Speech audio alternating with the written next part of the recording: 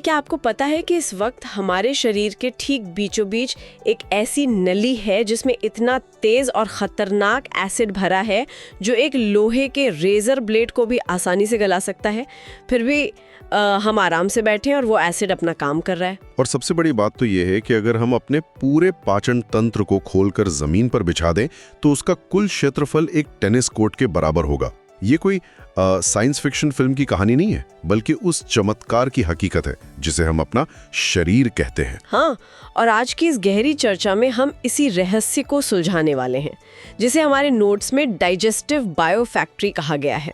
हमारा मिशन सिर्फ अंगों के नाम जानना नहीं है, बल्कि ये समझना है कि कैसे एक निर्जीव चीज यानी भोजन का एक निवाला हमारे अंदर जाकर मेटाबॉलिक एनर्जी में बदल जाता है। सही पकड़े हैं। देखिए, इस चर्चा को एक ब्लॉकबस्टर मूवी की तरह समझिए, जहां कॉन्सेप्ट्स हमारे डायलॉग्स हैं और फाइनल एग्जाम हमारा क्लाइमैक्स है। हम अक्सर खाना खाने को बहुत साधारण बात मानते हैं, पर यह एक ऐसा जादुई रसायन विज्ञान है जो भौतिक और रासायनिक क्रियाओं से मिलकर हमारी पूरी जिंदगी चलाता है। तो चलिए इस सिनेमैटिक सफर की शुरुआत करते हैं। इस बायोफैक्ट्री के काम करने के तरीके को समझने से पहले हमें इस पूरी मशीनरी के नक्शे को समझना होगा। बिल्कुल, हमारे नोट्स के मुताबिक ये आहार नाल मुख से शुरू होकर मलद्वार तक जाने वाली लगभग 8 से 10 मीटर लंबी एक दिशात्मक नली है। इसे ध्यान से सुनना, क्योंकि ये एक वन वे हाईवे की तरह काम करती है। पर सर, मुझे हमेशा एक बात अजीब लगती है कि अगर ये सिर्फ एक नली है तो खाना हमेशा आगे ही क्यों जाता है? मतलब अगर कोई इंसान स्पेस स्टेशन में 0 ग्रेविटी में है या उल्टा लटक कर पानी पी रहा है, तब भी खाना सीधे पेट में ही क्यों पहुंचता है? वाह, क्या सवाल है। यही वो गलती है जो अक्सर स्टूडेंट्स करते हैं कि उन्हें लगता है ग्रेविटी खाना नीचे ले जाती है।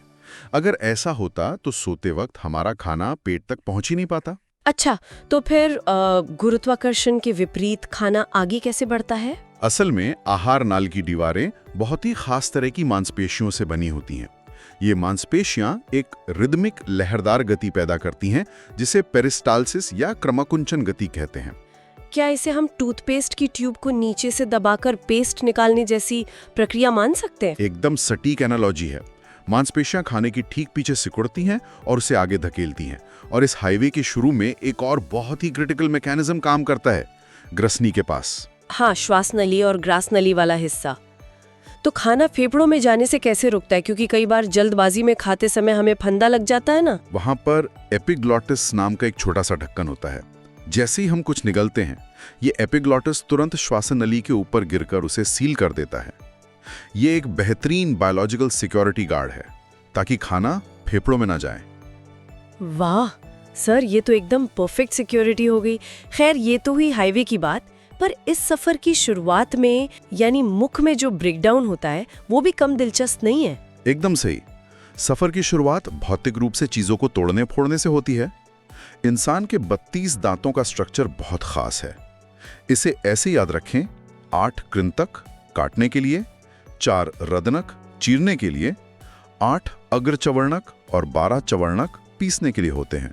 अरे हाँ, और नोट्स में एक बहुत गहरी बात छिपी है। हम इंसानों के जीवन में 2 बार दांत आते हैं, जिसे द्विवार दंती कहते हैं, और दांत मसूड़ों के सांचे में गहराई तक होते हैं, जिसे गर्त दंती कहते हैं। सही पकड़े हैं। ये टर्म्स ध्यान रखना, क्योंकि यूपीएससी और स्टेट एग्जाम्स में डाइफायोडोंट और थीकोडोंट सीधे सीधे पूछे जाते हैं। इसे इवोल्यूशन के नजरिए से देखिए कि छोटे बच्चे के जबड़े में बड़े दांत फिट नहीं हो सकते। अरे हाँ, ये तो मैंने सोचा ही नहीं था। जब जबड़ा बढ़ जाता है तो पुराने दांत गिर जाते हैं और नए मजबूत दांत आ जाते हैं। पर सर, ये सिर्फ मैकेनिकल काम तो नहीं है ना, क्योंकि मुख में तो लार भी होती है। बिल्कुल। लार यानी सलाइवा सिर्फ सूखे खाने को मुलायम नहीं करती। मुख में 3 प्रकार की लार ग्रंथियां होती हैं: कर्णपूर्व, अधोजिह्व और अधोजिह्वा। और लार में टाइलिन या एमाइलेज नाम का एक एंजाइम होता है। एंजाइम मतलब वो मॉलिक्यूलर कैंचियां जो खाने के केमिकल बॉन्ड्स को काटती हैं? बहुत खूब कहा। इसे अपनी कॉपी में लिख लीजिए, क्योंकि प्रतियोगी परीक्षाओं में ये सवाल बार बार आता है कि स्टार्च का पाचन कहाँ शुरू होता है। यही वो एमाइलेज है जो जटिल स्टार्च को मीठे माल्टोज में बदल देता है। ओह अच्छा, तो इसका मतलब अगर हम एक सादी रोटी को बहुत देर तक चबाते रहें तो वो मीठी लगने लगती है और लार उस सूखे खाने को एक बहुत ही मुलायम और चिकनी गेंद में बदल देती है, जिसे बोलस कहा जाता है। बिल्कुल सही। अब ये 25 सेंटीमीटर लंबी ग्रास नली से होता हुआ शरीर के मुख्य प्रोसेसिंग प्लांट में गिरता है, यानी आमाशय, जिसे पेट कहते हैं। ये जे आकार की एक बेहद मजबूत पेशीय थैली है। हाँ, नोट्स के अनुसार जो लगभग 1 से 3 लीटर तक भोजन स्टोर कर सकती है।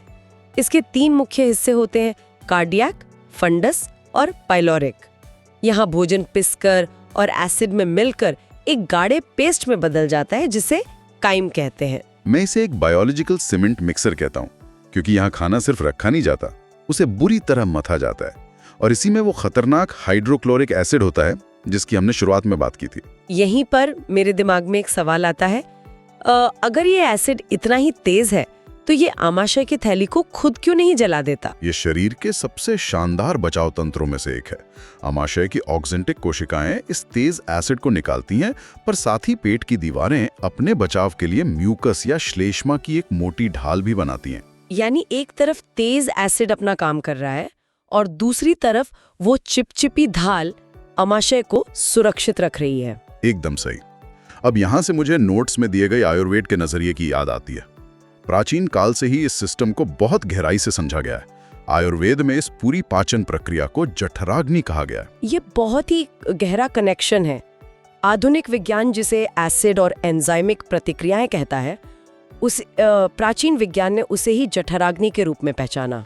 लेकिन अगर कोई बहुत ज्यादा तनाव में है या पानी की कमी है तो ये आग मंदी पड़ जाती है और फिर खाना ठीक से पचता नहीं है, बल्कि विषाक्त पदार्थ बनने लगते हैं, जिन्हें आयुर्वेद में आम कहा गया है। और ये आम ही तमाम बीमारियों की जड़ है। इसका समाधान भी तो कितना आसान बताया गया है। भोजन से पहले थोड़ा सा अदरक खाना, गुनगुना पानी पीना और कब्ज होने पर त्रिफला चूर्ण का सेवन करना। बिल्कुल, ये साबित करता है कि पाचन केवल अंगों का काम नहीं है, बल्कि हमारी जीवन शैली का सीधा परिणाम है। खैर, अब वापस उस सीमेंट मिक्सर पर आते हैं, जहां से अम्लीय पेस्ट यानी काइम आगे बढ़ता है। एक मिनट सर, यहाँ एक बहुत बड़ा लॉजिकल क्रंच है। पेट के पास तो एसिड से बचने के लिए ढाल होती है, पर जब ये तेज एसिड वाला पेस्ट छोटी आंत में गिरेगा तो क्या वो आंतों को जला नहीं देगा? यहीं पर बायोफैक्ट्री का मैजिक होता है। जैसे ही वो पेस्ट आंत में पहुंचता है तो शरीर के 2 बहुत ही महत्वपूर्ण अंग हरकत में आ जाते हैं, लिवर और अग्न्याशय। चलिए लिवर से शुरू करते हैं। नोट्स में लिखा है कि ये लगभग 1.5 किलो की ग्रंथि है जो 1 लाख षटकोणीय इकाइयों से बनी है और ये क्षारीय पित्त बनाता है। पर पित्त में तो कोई एंजाइम नहीं होता ना? शून्य एंजाइम। फिर भी वसा को पचाने के लिए ये 100% अनिवार्य है। पित्त का काम केमिकल बॉन्ड्स को काटना नहीं है, बल्कि वसा को छोटी बूंदों में तोड़ना है। इस प्रक्रिया को पाइसीकरण या इमल्सिफिकेशन कहते हैं। मतलब जैसे बर्तन धोने वाला साबुन तेल को छोटी बूंदों में तोड़ देता है, बिल्कुल वैसे ही। यानी लिवर असल में आगे के काम के लिए जमीन तैयार कर रहा है और फिर अग्न्याशय अपना रस छोड़ता है। और यही 6 से 8 इंच लंबी मिश्रित ग्रंथि उस अम्लीय पेस्ट को शांत करती है। अग्न्याशय हार्मोन और पाचक रस दोनों निकालता है। ये जो क्षारीय रस छोड़ता है, उससे एसिड तुरंत बेअसर हो जाता है। और इसी के साथ अग्न्याशय के साइलेंट वर्कर्स अपना काम शुरू करते हैं। मेरा मतलब है वो एंजाइम्स जो चाबी और ताले की तरह अपने विशिष्ट पीएच लेवल पर ही काम करते हैं। बिल्कुल। नोट्स में स्पष्ट है कि कैसे ट्रिप्सिन प्रोटीन को, लाइपेज वसा को और न्यूक्लियेजेज न्यूक्लिक अम्ल को पूरी तरह तोड़ते हैं। और हाँ, ब्लड शुगर को कंट्रोल करने वाला इंसुलिन हार्मोन भी यहीं से निकलता है, जो बड़े होने पर कम हो जाता है। सही कहा। अब एक बात बताओ, इन सब चीजों को पढ़ने में और इतनी सारी रासायनिक क्रियाओं को याद रखने में स्टूडेंट्स को अक्सर डर लगता है ना कि इतने एंजाइम्स कैसे याद रहेंगे। हाँ सर, डर तो लगता है। अगर स्टूडेंट्स इन कॉन्सेप्ट्स को भूलने से डरना नहीं चाहते तो इसका क्या उपाय है? देखिए, अगर इन कॉन्सेप्ट्स को भूलने का डर है तो इसका एक ही पक्का इलाज है। अभी हमारे YouTube channel study with Shreya को सब्सक्राइब कर लो। वहां हम ऐसे हर मुश्किल टॉपिक को बिल्कुल आसान भाषा में डिकोड करते हैं। अरे वाह, सही कहा सर। तो बिना किसी देरी के सब्सक्राइब बटन दबा दीजिए। चलिए अब वापस आते हैं अपनी बायो फैक्ट्री पर। खाना टूट तो गया, पर अगर शरीर उसे सोख ना पाए तो ये सारी मेहनत बेकार है। बिल्कुल। और न्यूट्रिशन का गेटवे है हमारी छोटी आंत। ये आहार नाल का सबसे लंबा हिस्सा है, जहां सबसे ज्यादा पाचन और अवशोषण होता है।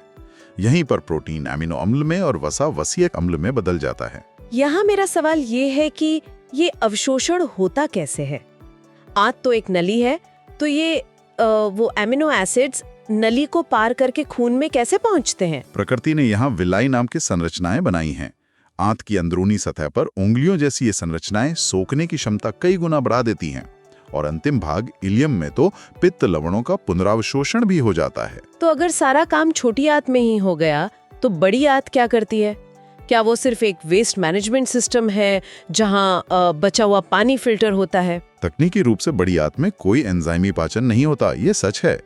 इसकी शुरुआत में सीकम से जुड़ी अपेंडिक्स होती है, और इसके 4 हिस्से आरोही, अनुप्रस्थ, अवरोही और शिग्माकार हैं, जिनका मुख्य काम जल को सोखना है। पर वो इसे सिर्फ एक डस्टबिन समझना गलती हो गई ना, क्योंकि बड़ी आंत में बहुत सारे अच्छे जीवाणु भी तो होते हैं। बिल्कुल, यहाँ अच्छे जीवाणु बचे हुए भोजन का किण्वन यानी फर्मेंटेशन करके उसे सरल बनाते हैं। ये बैक्टीरिया हमारे स्वास्थ्य के लिए बहुत जरूरी है। सर, तो क्या हम ये कह सकते हैं कि हमारी आहार नाल अपने आप में एक बहुत स्मार्ट और स्वतंत्र व्यवस्था है, जिसे विज्ञान में एंटेरिक नर्वस सिस्टम या दूसरा दिमाग भी कहा जाता है? एकदम सही। हमारे पेट और आंतों में लाखों न्यूरॉन्स होते हैं, और स्टूडेंट्स ध्यान से सुनना मेरी बात, ये 24 घंटे चलने वाली बायोफैक्ट्री बिना रुके काम कर रही है ताकि हमें मेटाबॉलिक एनर्जी मिल सके। ये सच में एक चमत्कार है सर। दांतों से चबाने से लेकर छोटी आंत में रक्त तक पोषण पहुंचने की ये अद्भुत प्रक्रिया ही जीवन का आधार है। यही तो मैं समझाना चाहता हूँ। हमारा शरीर हमारे लिए इतनी मेहनत कर रहा है, तो हम अपने सपनों के लिए मेहनत क्यों नहीं कर सकते? माता पिता ने हमारे लिए जो सपने देखे हैं, उन्हें पूरा करने का वक्त आ गया है। वाह सर, ये सुनकर तो एकदम रोंगटे खड़े हो गए। सच में हमारी ये बायो फैक्ट्री हमें एनर्जी दे रही है ताकि हम अपने लक्ष्य को पा सकें। एकदम, जब तक तोड़ेंगे नहीं तब तक छोड़ेंगे नहीं। अपने अंदर की जठराग्नि को बुझने मत देना। इसे एग्जाम क्लियर करने की आग में बदल दो। देश का भविष्य हम सबके कंधों पर है। क्या हाई एनर्जी एंडिंग है सर। इसी के साथ सभी इस सवाल पर जरूर विचार करना कि क्या हमारा मानसिक स्वास्थ्य और हमारी भावनाएं भी इसी बात पर निर्भर करती हैं कि इस 10 मीटर लंबी नली के अंदर क्या चल रहा है। आज के इस गहरे विश्लेषण में बस इतना ही।